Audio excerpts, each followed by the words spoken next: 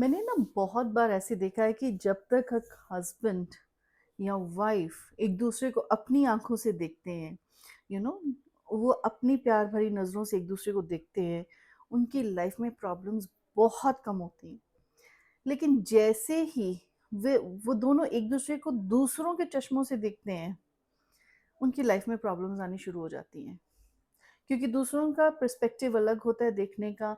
हम लोग दूसरों को अगर अपनी लाइफ के बारे में बताते हैं तो सिर्फ नेगेटिव ही बताते हैं, हम ये नहीं बताते कि हमारी पॉजिटिव मोमेंट्स कौन सी हैं।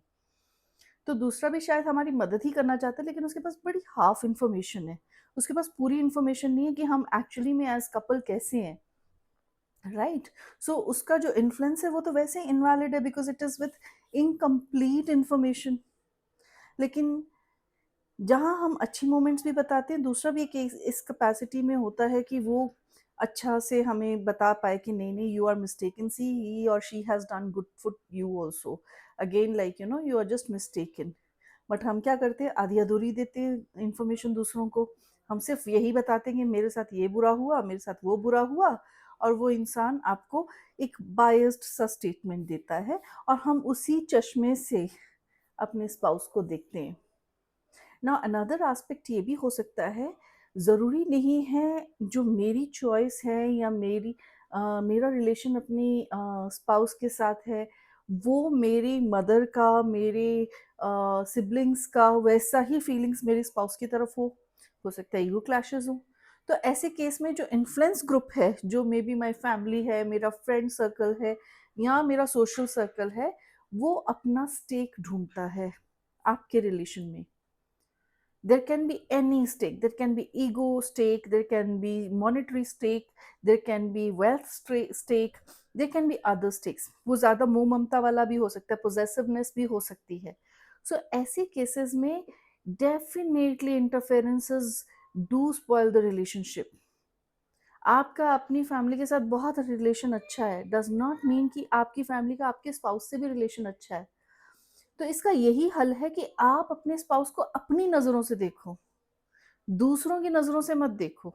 जहाँ आपने अपनी आँखें बंद करके दूसरों की आँखों का चश्मा लगा लिया, you are not going to find any much many good qualities in your spouse. You are only getting very critic uh, outlook of your spouse. So it is very important, use your brain, use your eyes, and the heart, most importantly. Believe your heart when it comes to your spouse, and especially when you have kids, because दूसरों का कुछ नहीं जाएगा, आपके kids would suffer, you would suffer। जो एक happy family बननी थी वो एक डिस्टर्ब्ड फैमिली बन जाती है, और दूसरों का कुछ नहीं जाता। For 1 or 2 hours they might be getting disturbed for you, but it is you who will get disturbed for whole life। क्योंकि आपके फाउंडेशन अगर हिल जाएगी आपकी फैमिली की, बाद में कभी ठीक नहीं होती, कभी ठीक नहीं होती। You can not return your first second third fourth fifth year of your married life to your spouse. You can not return first second third fourth fifth year of your child. Child would lose its childhood, उसका वापस reverse gear नहीं आएगा।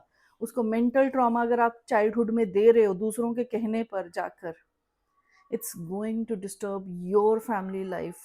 Nobody is going to suffer other than you, your spouse, and your kids। Make a unit with your spouse, don't fall into the trap of pleasing others and spoiling your married life। Make sure you watch your spouse, you see your spouse with your own eyes rather than others eyes।